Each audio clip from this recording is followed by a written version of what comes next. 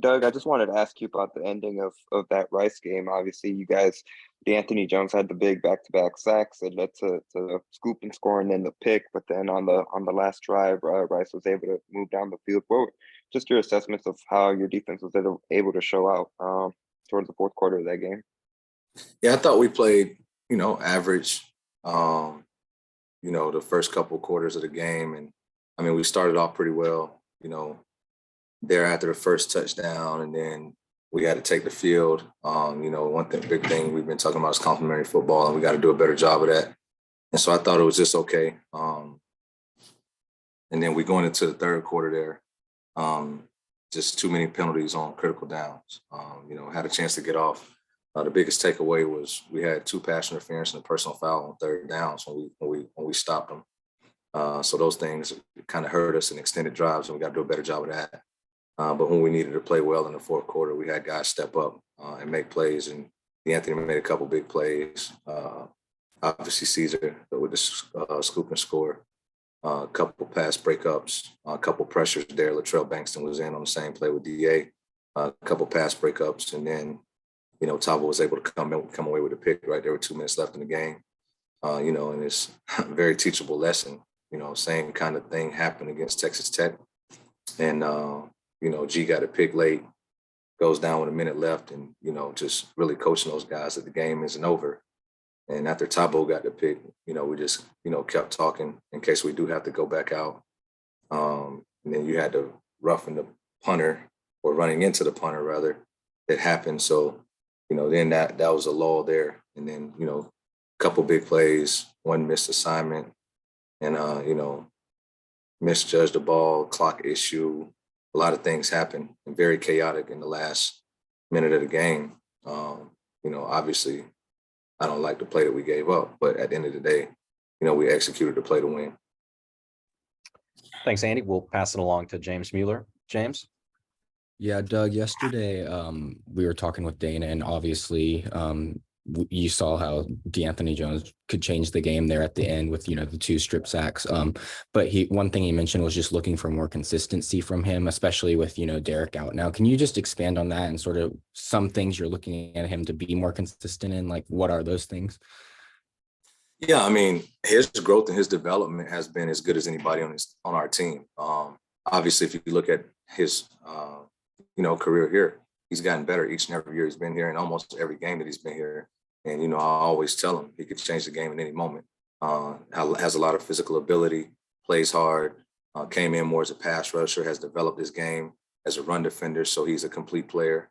And that's one thing that we had been challenging him on all of last year.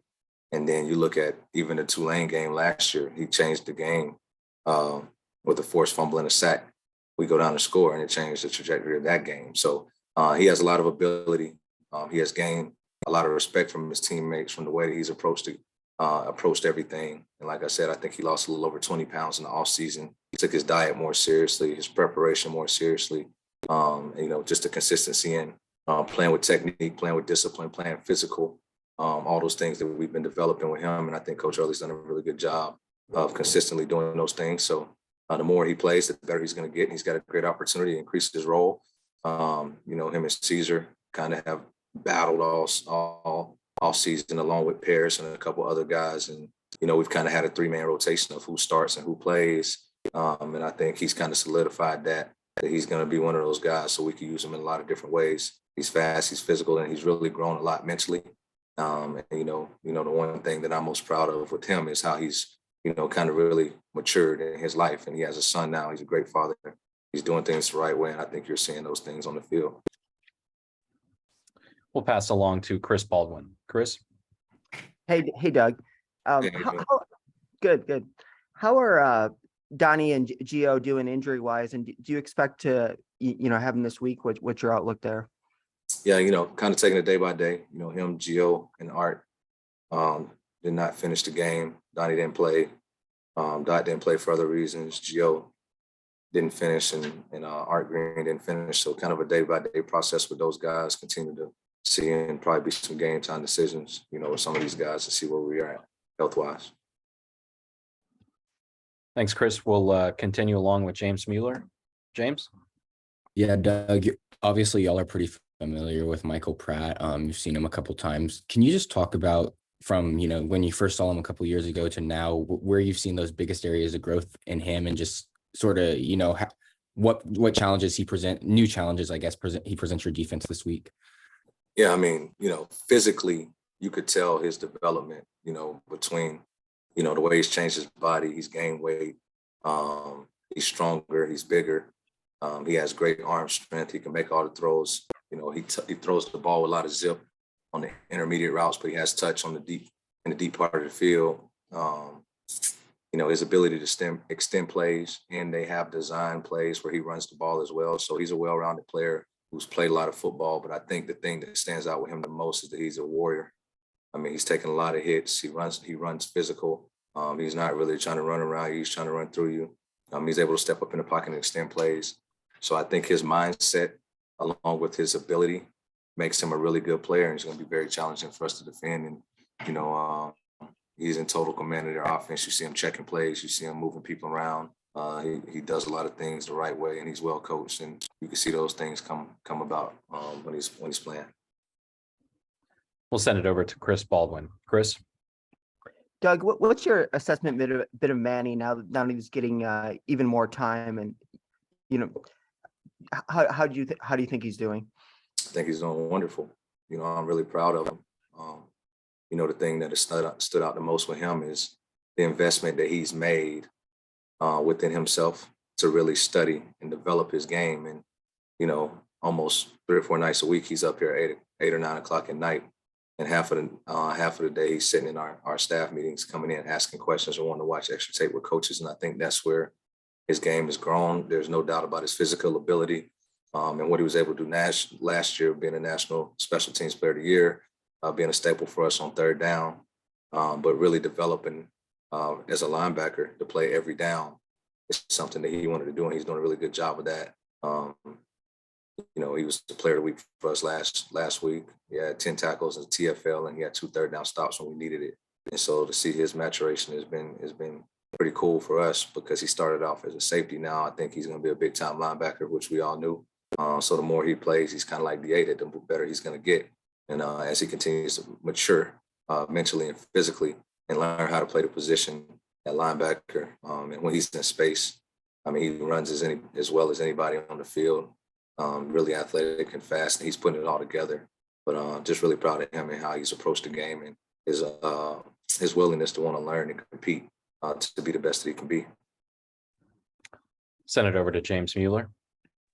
Yeah, Doug, obviously Donnie's shoes were big to fill, but just your assessment of how Tremarcus played against Rice. And then also Dana was telling us yesterday how, even though Tremarcus hasn't, played a ton, he feels comfortable with him being that, stepping in and being that signal caller on the defense. Do you sort of feel the same way, I guess?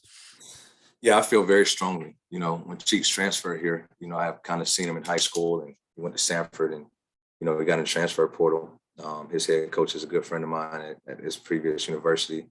And, when guys transfer in, usually you find people that say, well, he didn't do this or he didn't do that. You talk to his high school coaches, you talk to the guys that coached him previously, and I've never heard anybody say a bad thing about him. He's a great guy, does everything right. Our challenge to him was to continue to play with confidence, and when his numbers called, to go in there and play fast and play physical. And he had an opportunity to do that. And he's played some ball. He's not a freshman. He was a starter. So he's played. And so you see those things happening in some of the plays he's been able to make, really settling in, learning the defense and doing things the right way. You saw that on Saturday. So I've had full confidence in him. The better he plays, the deeper our rotation is going to be. And I think that, he brings some things to us because of his physical stature. He's a big guy. And the way he runs in space and the physicality that he plays with, being able to come in and get, I think, 6 tackles and a couple big open field tackles, and then in sack here in the fourth quarter was really big for us. And I think that, the more he plays, the more confidence he's going to gain within the scheme. But he has a great level of respect from his teammates. And obviously, as a coaching staff, we trust him. And I think Coach McDaniel and him have a great relationship. And, the cool thing about it is, Donovan is as excited for Manny Jamarcus, Jamal, and Traylon, even though he was not suited up, I think he's an extension to, Coach McDaniel out there as well. And so, the camaraderie in the linebacker room, as well as, what he brings to the table as a person and doing things the right way on a daily basis is kind of garnered some respect. And I think that, he'll be a big asset to us moving forward. We'll pass it along to Andy Yanez. Andy? Going back to Tulane, you kind of talked about Pratt. Now, I'm curious, what have you guys seen on film from some of the other players at skills positions? Just looking at early on at Tulane, it looks like they spread the ball around. They have a lot of weapons around the offense. Yeah, I think, schematically, they're very similar to some other teams that we played, but they have different type of perimeter players. They have a host of receivers. They play 5 or 6 guys that have all had production. Watts is a really good player, number 2. And then you look at Jackson, number 4, who's been very productive. And then you look at the tight end, who seems like he's been around for a long time, number 80, James, and so on and so forth. You go down the list. Wyatt is a receiver that transferred in. Now he's reunited with his offensive coordinator. He had some big plays, and they took some shots with him last year. So, on the perimeter, really good. And then you look at Spears, a running back. He's well respected, plays physical, breaks tackles, has played a lot of ball, does a lot of things well. So, Pratt's the engine that makes them go, but they have a lot of weapons, that at his disposal. We've seen a lot of length, and we've seen a lot of guys that they have a lot of ability to, stretch the field vertically. They probably have the best combination of just top end guys that have a lot of juice and can really run and change directions, as well as having length on the outside. So the challenge will be great, especially with the way that, Pratt's able to get in the right plays. And obviously, I think they're well coached and do things really well. So it'll be a challenge for us, but they have a good squad, and we're going to have to be ready for that. Coach, one question from Joseph Duarte here. Coach Holgerson talked a little bit yesterday about penalties and maybe particularly cutting down on the post snap penalties. What do you think can be done about maybe committing the penalties like that as it relates to harping on some things in practice, or what is the focus there and as you all work to trim those down? Yeah, I think the number one thing is, educating guys on, how to play with the right technique so it doesn't happen, or understanding the situation in the game, right? Pre-snap and post-snap penalties. And, nothing is worse for us defensively or as a team if we stop somebody on 3rd down and we have, a personal foul or 2 pass interferences, especially in a close game. And we've been in dog fights, and you win and lose games based off of the level of discipline that you play with. And then, how you play as a team. So some of those are technique issues. Some of them are lack of discipline, and some of them are things that we just got to continue to coach better. And I got to coach those guys better so that does not happen. And so showing them why it's important to do things the right way, but how we practice. And, we're going to punish those things in practice, and we're going to make sure that everybody is on the same page about the things that we're trying to get accomplished. And, it's a day by day and a step by step thing that we got to continue to do weekly. But it's an issue, and it's obvious when we play. And, we've been good at times and we've been bad at times, and it's been ugly at times. So, trying to have a consistency in performance, but you can't do that if you have self-inflicted issues like penalties. And penalties are going to happen at some points in the game. But the ones that are bonehead mistakes that we should not make, our players have to do a better job of understanding. But it's my responsibility to make sure defensively that we cut down on those issues and we're able to get off the field, because a lot of the things that have happened, and we call them good, bad, and ugly, a lot of the bad and the ugly that happen because of things that we've done and penalties that have extended drives. So we have to have more consistency in doing that, but it starts in practice, and it starts, mentally, for understanding how to do things and why it's important to do it that way. We'll go ahead and take one more question. We'll send it over to James Mueller. James?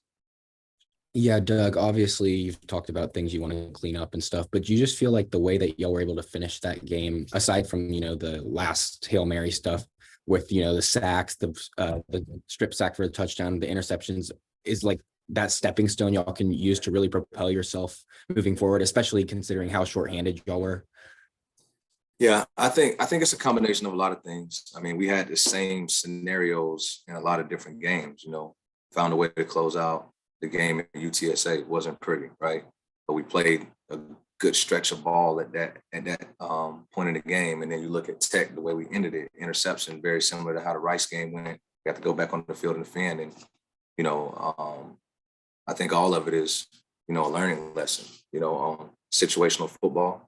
And I think that's the biggest thing that, you know, you have to understand is how you're going to be attacked and when it's important to do things the right way. And, you know, certain stints of the game that you are able to cut it loose and be aggressive. And sometimes it's about, you know, in 2-minute drills and situational football about doing your job, no hero ball and playing with good technique and finishing the game. So obviously as a team, you've heard Coach talk about it, is us doing a better job collectively closing out games. And, you know, that's been one of the focuses, but I think we can gain some momentum and move forward based off of some of the plays we have made, because it's not been all bad on tape. It's a lot of things that have been good, but the detail and the discipline and the consistency and performance is the thing that I've been preaching the most, because, you know, like we talked about DA or Cheeks or Manny or any of these other guys, DA made a bunch of plays to win the game, but how many times can we do that consistently? And you can't get bored with doing your job. And I think when the game is close, we have a lot of competitive guys that play with a lot of energy, and they all want to make plays. But how can you make plays within the scheme and play for the guy for the left and right of you, and, you know, love your brother and continue to push forward? And that's something that we continue to talk about on a daily basis. But I think anytime that you win a game, it's a lot easier to coach and find the bright spots within things that you do well. And so sometimes I think we lose sight of how difficult, you know, it is to win. And sometimes it's ugly. And even myself have to be, you know, less critical at times of things that we could do better and celebrate the victories and, you know, propel our guys to get better and focus on the things that we could do on a daily basis to help them get better and put them in more positions to make plays like D'Anthony made and Manny and Cheeks and even and those other guys. And at the end of the day, you know, being shorthanded is an excuse for, you know, poor football. You know, we got to put a good quality product out there. We got guys on scholarship, and, you know, it's our job as coaches to get guys out there. So whoever we have, that's who we're going to roll with, and the expectation is going to be the same. Coach, we appreciate your time as always and wish you the best of luck on Friday. All right. Thank you. Everyone will continue along here momentarily with D'Anthony Jones. All right, everyone, we'll continue along here. We are joined by D'Anthony Jones. DA, thanks so much as always for your time here. We can go ahead and open it up for questions from media. Just ask you all use the raise your hand tool, and we can go ahead and get started with James Mueller. James? Yeah. Hey, D'Anthony, how's it going? I'm doing good. How about yourself? Doing well. So obviously at the end of the Rice game, you made a few big plays. You were pretty excited about it on the field and on Twitter. Did that just feel good to get home? And do you feel like that's just like, you know, the first step for you, you know, or a good way to propel yourself into conference play, I guess?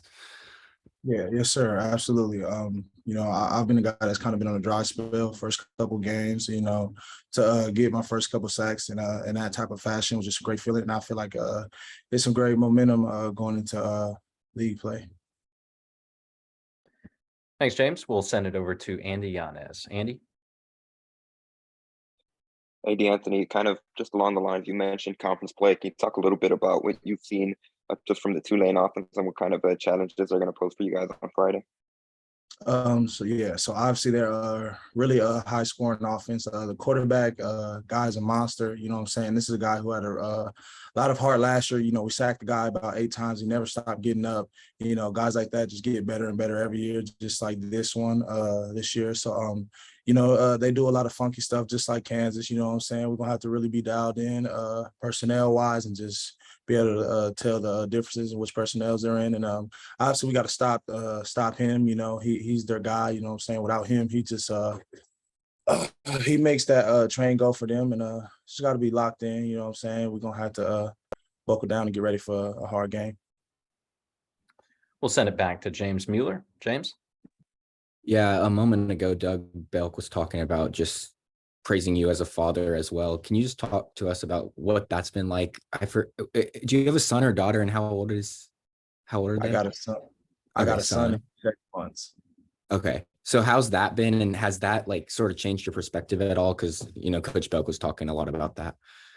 Yeah, absolutely. It used to be, my biggest accomplishment was being a D1 football player for the University of Houston, but being the father top of that, you know what I'm saying? At the end of the day, the thing that I'm first and foremost is a dad. I got a little one at home that's expecting me to provide for him and just, win, lose or draw, you know what I'm saying? I go home, I can see his face, I'm always smiling, you know what I'm saying? It just gives me that burst of happiness, you know what I'm saying?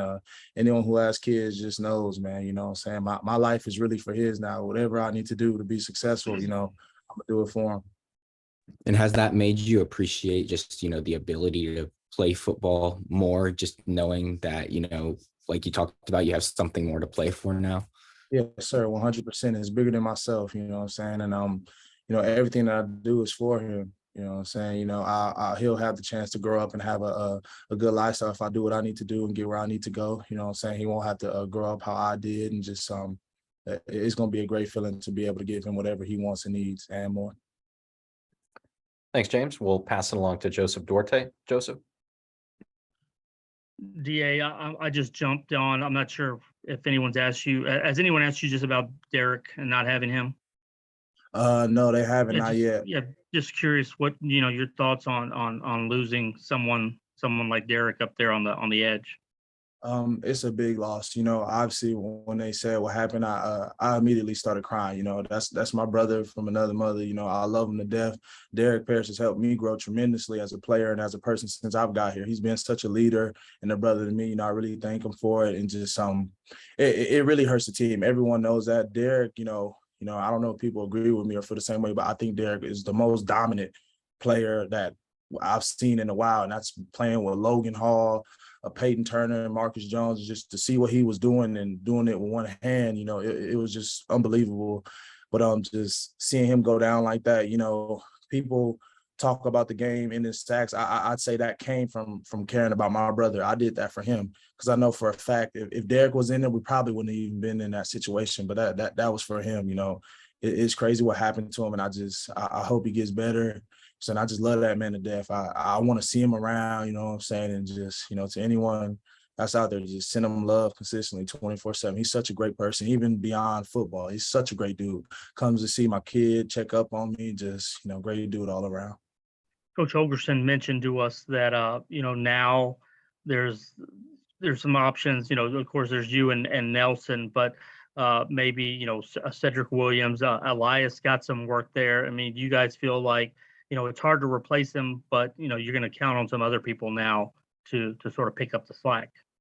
Yes, sir. Absolutely. There's not a single person that can replace Derek Parrish. What we're going to do is do it as a collective group, you know what I'm saying? SAC Ave together, you know what I'm saying? It's going to be hard to replace his production, but young guys are going to step up, and Sept and Belk are going to have to, do more things than they usually do. I trust in Doug Belk and Coach Brian Early, you know what I'm saying? Coach Brian Early recruited all of us, you know what I'm saying? We love Derek, but, there are other guys here on scholarship, this is our chance, you know what I'm saying? Me, myself, Nelson Caesar, Elias Bell, Latrell Bankston, Dot, you know what I'm saying? Everyone, Jermichael Neal, you know what I'm saying? Everyone's going to have to step it up. It's the reason we were brought here, you know what I'm saying? Derek is a great player, but, we're on scholarship as well. I'm not trying to slight anyone's name, but, it's our job to pick up that slack. Thanks, Joseph. We'll send it over to James Mueller, and then we'll take one more from there. James? Yeah, Coach Belk was talking about just, wanting more consistency. He's talked about, how you've played well in spurts, but, just wanting that consistency throughout. Has there been a particular area in your game that you've honed in on, just trying to be more consistent, so that, you're able to, make plays continuously while you're out there? Yes, sir. Absolutely. So last year I was more of a pass rusher. This year, I've turned it up a notch in the run game as well. You know what I'm saying? I've always been on as pass rusher, but, I want to be a 3-down defensive end, and I feel like I'm doing that. And obviously, I'm sorry that it happened to my brother. I love him dearly, but, this is just more opportunity for me to show myself as a 3-down player. Thanks, James. We'll send it over to Andy Yanez, and then Joseph, we'll give you the final question from there. Andy? Anthony, one of the things that Doug Belk just talked about was, in regards to cleaning up the penalties, how there has to be a bigger emphasis on like technique and stuff. But really, the biggest problem is kind of the penalties that are like the costly ones, the 15-yard penalties. And stuff like that. I'm curious from players' perspective, is there anything that you guys are kind of like working just like in terms of the team only, that the coaches might not be reinforcing just in terms of being able to hold yourselves accountable, or what are you guys doing to try to clean that up from a player's perspective? Yeah, so we're policing it in practice. I'll be first and foremost to say I think the first time touchdown we gave up was from me jumping off sides and they threw the ball up. So obviously I'm gonna start with myself. I got to learn how to hold it down on third downs and not jump off sides and kill my team like that. But we're policing it in practice, running to the ball, not holding, tackling better, wrapping up, cutting down on the penalties because I think we're top of the food chain when it comes to penalties. In college football, period. That's the difference between, being 2-2 and 4-0, what I'm saying, in my eyes. We're gonna clean it up all together. It starts in practice. Coaches coach, players play. At the end of the day, it's us. We're committing it, not the coaches. So we're gonna get on it in practice, police everyone, especially myself, and we're gonna get better with it.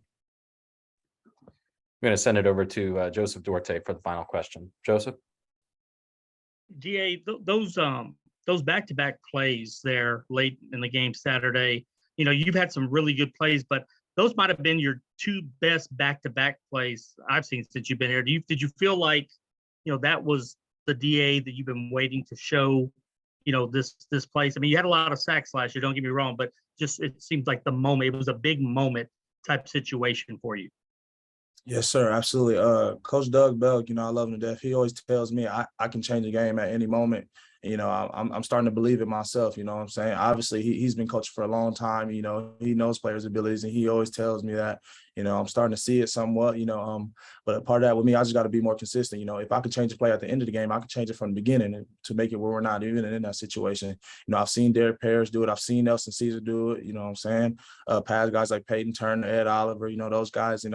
It's my turn to step up my game. I got to be able to change the game from start to finish. You know what I'm saying? Derek's gone. Me and Caesar got to step it up a whole bunch. D'Anthony, thanks so much for your time as always, and best of luck on Friday. Got it. Thank you. You guys have a blessed day. All right, everyone, we can go ahead and pick back up here. We're joined by linebacker Jamal Morris. Jamal, thanks so much for your time here today. We'll go ahead and absolutely. We can go ahead and open it up for questions with media, and we can get started with James Mueller. James? Yeah. Hey, Jamal. How's it going? How you doing, James? Doing good. Doing good. So I think this is our first time getting to talk to you since you've been here. Can you just talk about, the transition, sort of how you ended up here and just your overall impressions through your first few months, especially in the linebacker room? Right. I just want to make it clear that I was not recruited here. I recruited Coach Mack and Coach Belk because once I entered the portal, they wasn't so much checking for me. It was like more other schools, but UH never really called me to get me. I was always the one texting Coach Mack, like, I want to come home. I want to play. I want to come home. And I was getting the Hassan Hippolyte because there's a lot of people on the team who I play high school football against and Little League football with. So it was a lot of people who I already knew who was on the team. So it was a lot of guys that was helping me. But transition has been good, supporting my family everywhere, with being 25 minutes away from the school with I got my son on the way. I have my family. So it just all worked out for the better. And like being in the room, it wasn't tough as in like football wise, it was just tough because my personality is like I low-key like to stay to myself before I get to know everybody. So I didn't want the guys to think that I was being selfish or I was being arrogant and thinking I was better than them. That was just my personality. So getting over that hump, it's been smooth. But as far as like a family vibe, I love it here and like I love playing here. Thanks so much, James. We'll continue to take questions here. Just ask you all to use the raise your hand tool, and we'll continue along with Joseph Duarte. Joseph? Jamal, what's it been like?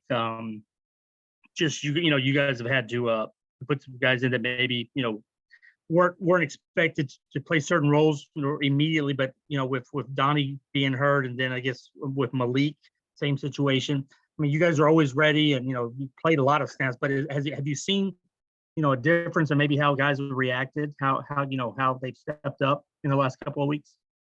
Right. And like one thing I want to give a big shout out to, I want to give a shout out to Jamarcus Cheeks. Like he's he's came a long way. He's transitioned. Like a lot of people had doubts about him playing at this league, at this level, coming from where he came from. So I want to give a special shout out to him. He's been playing fast. He's been, working harder ever since, like, I'm not saying that he hasn't been working hard, but ever since he's seen that it's guys that are dependent on him and he has to, go out there and play. So that's what made him go harder. And I'm proud of him from that aspect of it. But there's been a lot of guys and, that's been stepping up, including myself, because it's like it was, in my opinion, it was just no secret that whether I can play or not, it was just whether can I do it as a team in this new system and, work together as one. So, like, I'm not really surprised in my performance because I feel like I was ready for this for a long time. And I just now give my opportunity. But I feel like it is a lot of guys stepping up, but specifically Cheeks. And I'm proud of him and the game he had against Rice. Thanks, Joseph. We'll send it back over to James Mueller. James? Yeah, Jamal, what has it been like, coming into a linebacker room with a leader like Donovan Mutin and just what he brings? Did that help with the transition? And yeah, that definitely helped with the transition because me and Donnie is like day and night.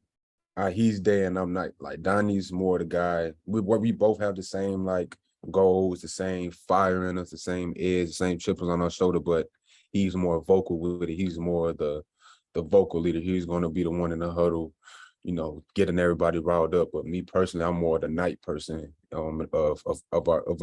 of the two of us because I'm more like the quiet guy. I'm going to be that leader in private instead of like being the one that's screaming out loud. That just be me all through high school. So instead of just calling somebody out in front of everybody, not saying Donnie does that, but Donnie is that vocal guy that he don't really so much care about your feelings, but he's doing it out of love because of the better team. But me personally, I will pull someone to the side. But we all have that. Both of us have that same goal and that same fire in us. That's why me and him just clicked automatically. And plus, he's from New Orleans, so it just we just stick together. As Louisianians, just stick together. We'll keep it going and send it over to Rob Sellers. Rob. Thanks, Andrew. Jamal, I just wanted to ask you, you mentioned at the start about your desire to come to Houston and join their program. What was it that was so appealing to you that you wanted to come and join them? Really, honestly, the defense, because when I was at OU, I remember watching them play Cincinnati and like just hearing about all the good stuff they've been doing because, the university has been struggling football-wise for a few years after the last championship that we won in the rebuilding process. So the defense with Coach Belk and like just seeing what he was able to do in such a short time and turning the defense around. And then on top of that, other than the defense, I have my baby on the way and I have all my family and I play high school out here. So it was like I'm going home. There's a great defense there. I have a child on the way. So I just felt like coming home was my best decision. And like I was right. And I'm blessed just to be here, man. Appreciate it. Also, Jamal, real quick, did their entrance into the Big 12 play much into your decision, or were you kind of more focused on being able to come home for the family? Well, the Big 12 definitely played into my decision, hearing that U of H was coming to the Big 12, because I feel like me leaving the Big 12 don't necessarily mean I couldn't play at the Big 12 level. It was just a lot of stuff that was going on in that specific time at that program, me trading, switching positions from safety to linebacker, the process that it takes to learn how to play collegiate linebacker and not just roam free like I did in high school, and actually play disciplined football and sound football. So like going to the Big 12 definitely played into my decision to come home, and I'm looking forward to going to the Big 12 next year, actually. We'll send it along to Joseph Duarte. Joseph? Jamal, have you guys talked just internally about, how to maybe lessen the penalty situation? I mean, is it discipline? Is it technique? Just everything's going so fast at times, but have y'all kind of put a finger on, what's going on there? Yo, the thing that we want to focus on is staying together and staying disciplined, because there's a lot of things that have been going on this year. It was really just us shooting ourselves in the foot, because the talent is not an issue with us. Like, we have everyone that could play from top to bottom on the defense and offense. So talent was never the issue with us. So the discipline factor and playing together and focusing on the details and playing hard and exaggerating what you do and those things at practice, because if we doing all this stuff, undisciplined stuff at practice, is going to transfer over to the game. So Coach Belk, Coach Mack, and all the defensive coaches has really been doing a good job in applying that at practice. And I really see a difference in the way we've been practicing. And I really feel like we're taking steps in the right direction. If I could throw this last one out there, Jamal, just since this is the first time we've gotten a chance to talk to you, for those who may not know you or something, you got a backstory, anything about yourself? Do you do anything on the side? You got any hidden talents, that kind of stuff? Or is it all football? Well, no, it's not all football. I like to play sand volleyball. It's like that's just something about me. I like to play sand volleyball, and it's just fun because I'm a sports fan. Anything that I can physically do, I want to do it. So like sand volleyball is probably like my hidden talent. A lot of people might think different, but I feel like I can play a little bit. Did your old school have a team, or is that mostly a club? I mean, I don't know if they have a club team here, but you try to get in on a game, or is it like when you just at the beach? Yeah, like go fight the people. Yeah. When I was at OU, OU being Norman, Oklahoma, being such a small town, like everybody was so close together, and like from the students, the staff, and all the teams, that we were so close together by everyone, by the city being so small. So we all kind of stick together. So we'll go to a pool party here and there, and there'll be everybody crowded around the sand volleyball court. And we'll just be having fun like that. And I've been playing sand volleyball since I was in middle school. So it might sound crazy that I play sand volleyball, that I like to play sand volleyball, but I really enjoy that. Yes, sir. We'll give the last question to Rob Sellers. Rob? Thanks, Andrew. I just wanted to follow up again, Jamal, also, and ask you. You said you leaned a little bit on Hassan Hippolyte in terms of talking some to him about probably some others that you played with about coming back. And it was kind of a big group of guys, yourself, Cody Jackson, Manjack, Campbell, all those guys come back to Houston. Do you think that's something that's going to be something that continues to grow with the transfer portal? Right. Like, I feel like the direction that the school is going, that's going to lead to more guys wanting to stay home and play for the hometown, because I know that University of Houston was a school that offered me when I was in the recruiting process, but it was just the way the school was looking and going between coaching changes and like the facility and what people was trying to reach at, what I was trying to reach at that point. I just felt like it wasn't a good fit for me. But the changes that they're making with the new facility that they're building, that's going to be great for us, and the changes that's coming and the direction that we're going, I feel like that's going to play a role in the Houston guys and Texas guys wanting to come play for Houston, because I know that Manjack and Cody, that's and myself, I'm close with them guys, and that's playing a key role in why we came here, because I know the facility is going to be great, and we're going to reap the benefits of that. Definitely, we're going to reap the benefits of that. Jamal, thanks so much for your time here today, and we wish you best of luck on Friday. Thank you so much. Go Cougs. Thanks so much, everyone. We'll be joined by Cameron Johnson here momentarily. All right, everyone, we will pick back up and wrap up here with offensive lineman Cameron Johnson. Cameron, thanks so much for your time here today. Thank you for having me. Absolutely. We'll ask our media to use the raise your hand tool here, and we can get started with Rob Sellers. Rob? Thanks, Andrew. Hey, Cam. Just want to start off with you, just kind of like I ended with Jamal, just in terms of a little bit of the future. You come from obviously Shadow Creek, very fertile recruiting grounds down there, and you kind of have a unique perspective that, the staff came after you right after they got here and added you to that class. Have you seen the change a bit over time since the Big 12 invite as well, in value of a most like guys you still stay in touch with at Shadow Creek? Can you repeat that? You was kind of cutting out. Yeah, my bad. Have you seen a bit of a change in those guys you keep in touch with at Shadow Creek? Have you seen a change in the value of an offer from Houston now that they're going to the Big 12? Yeah, of course. Like, kind of when I was in high school, we was in the American. So a lot of people really didn't want to come to U of H, but now that they're making that transfer over to the Big 12, seeing a lot of them dudes get the UH offer, it does look good. And, it's always good seeing that the guys that you play with that want to come and play school where you at. Thanks, Rob. We'll pass it along to Joseph Duarte. Joseph? Hey, Cameron, how you doing, man? What's going on? Good. With everything going on lately with the O-line, you feel like you're one of the older guys now, one of the veterans, because it seems like, you guys have had a rough go. What's that been like to sort of have to, piece things together and just kind of feel y'all's way through the first month? It's a long season, so it's just really a filling out process, trying to get guys in the right position and just really trying to like merge as one, because you know how the offensive line room is. It's like you all got to move as one. If one guy not on the same time and that everybody else on, a play might not go the same way. But just filling everything out and getting guys going is just the main focus in that room. Trying to improve day by day, game by game, just to really showcase the offense. You guys, the first 2 weeks played on the road, some really loud atmospheres. When you have an O-line that's still maybe getting used to each other, is that part of the, the penalty situation? I mean, in terms of, offsides, holding, that kind of stuff, is it just a matter of getting familiar with everybody?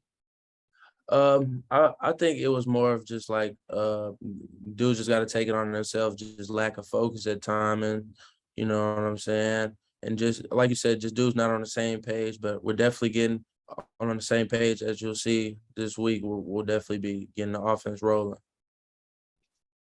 Thanks, Joseph. We'll keep it open for additional questions here for Cam.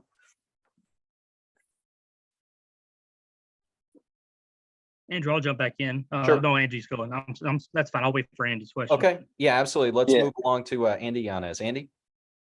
Yeah, Cameron, I was just going to ask, Dana Holgerson, the last few weeks, he's talked about how he's consistently seen improvement from the offensive line play as the weeks go by. I'm curious from a perspective, you obviously on the O-line, where would you, if you had to like assess the offensive line through the first 4 games, what have you seen just from the group overall as the 4 games have gone on? Just dudes stepping up into the position where we're playing as one, like I said earlier, dudes can get big-eyed at times, like the first week, how that go. Everybody's still filling it out. But, the more that we're out there together, practice, walk through, and then games, we're all ready. So just seeing everybody else come along and, like, as myself as well, and then starting to get the offense rolling, like putting up numbers that we know that we can put up, it's like good to see that. We'll go ahead and send it over to James. Yeah, Cam. Dana was telling us yesterday how when Pat went out against Rice, how he was impressed with how Sylvester filled in. Can you just how do you feel about him stepping up? Obviously, at that left tackle position, that's a major, a big time position and a big role to fill. Trey. Trey was a tight end coming in. That's the craziest thing. And then he transferred over to tackle or offensive line, and just seeing him work from tight end to offensive line, getting in the playbook, working his tail off every day, trying to get to that position, seeing him go in there and actually perform to the best of his ability and actually put good things on tape just shows the future for Trey. Like it's through the roof. We'll pass it along to Joseph Duarte. Hey, Cam, a few weeks ago, Coach Holgerson on his radio show was talking about Clayton, and I'm not sure if it's a weekly thing, but taking you guys out, and he said it was like when you get the offensive linemen together, it's like 600 or 700 wings that you guys can put down. What are those outings like when you guys go out with your quarterback? Man, it's a great time. It's always good hanging with the guys outside of football. Like, some people don't realize, like, we see each other every day and we're with each other most of the time throughout the day, but we're really not hanging out. We're doing football. Like, when the football thing's to the side and we go out to the Maris on Thursdays, it's just like, it's a good time. Everybody kicking back, eating. It's just good to see everybody outside the, football aspect of things. Is that number pretty accurate when you get a bunch of offensive linemen together? Yeah. What y'all put down? Yeah, everybody grabs everybody gets like 20 wings, and then some guys will get some wings to go for later because Damaris really be throwing it down. Thanks, Joseph. We'll send it over to Ryan and then keep it open if there's one or two more. Hey, Cameron, how's your foot? I'm good, man. I'm ready to go. I'll be out there today at practice, be getting after it, be ready for Friday. Is the boot just to walk around in? Yeah. Okay. Thank you.